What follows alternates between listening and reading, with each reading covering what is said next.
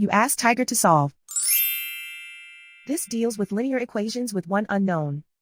The final result is x equals 9. Let's solve it step by step. Simplify the expression. Expand the parentheses. Multiply the coefficients. Simplify the arithmetic. Group all constants on the right side of the equation. Subtract 69 from both sides. Simplify the arithmetic.